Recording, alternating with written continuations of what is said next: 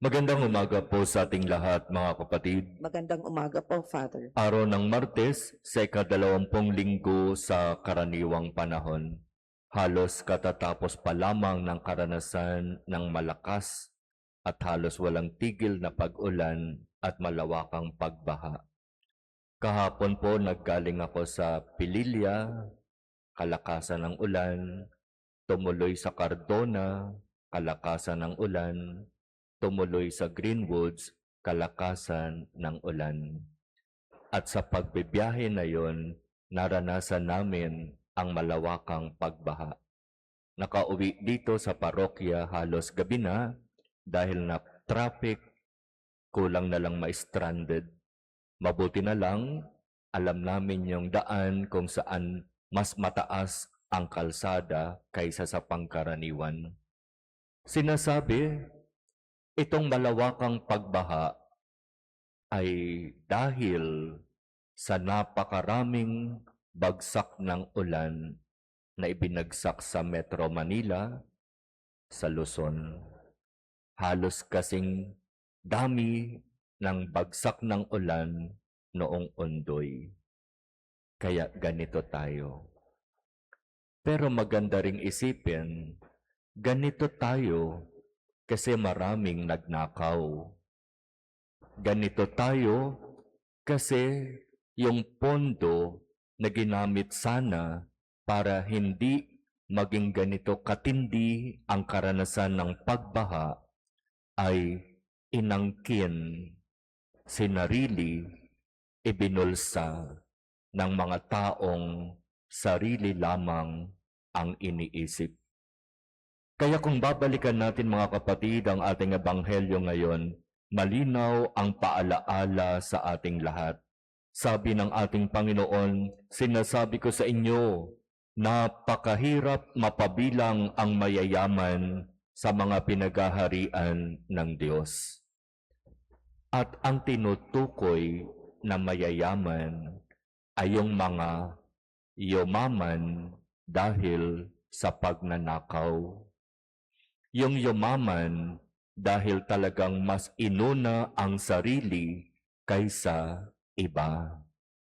At alam nating lahat, mga kapatid, ang biyaya na ibinibigay ng Diyos sa atin ay hindi biyaya para sarilinin at angkinin.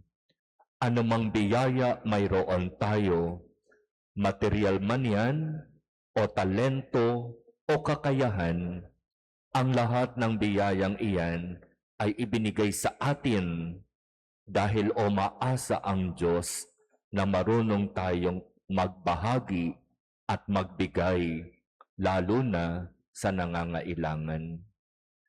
Mga kapatid, itong ebanghelyong ito ay akmang-akma sa panahon natin ngayon, sa sitwasyon at kalagayan natin ngayon. Ang daming pwedeng sabihin, ang daming pwedeng makita, pero simulan natin sa ating sarili.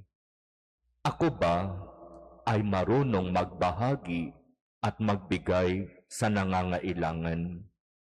Ako ba ay nagsasabuhay ng kung ano ang inaasahan ng Diyos sa akin?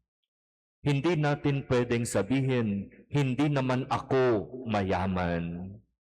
Kahit papaano alam mo sa iyong sarili, alam ko sa aking sarili kung ano ang biyaya na binigay ng Diyos sa akin, sa iyo.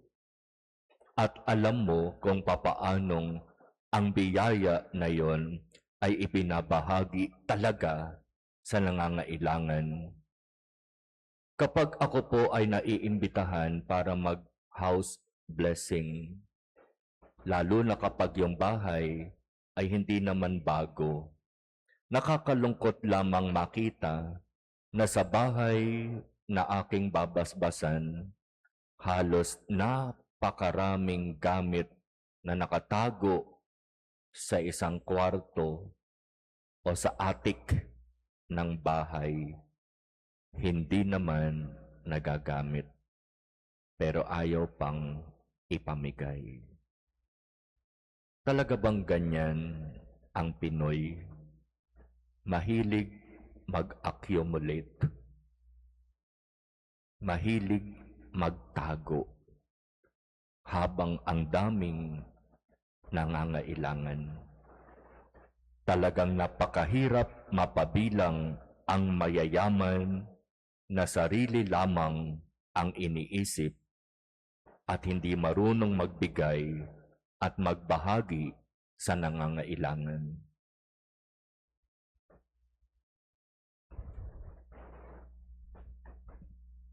Amen.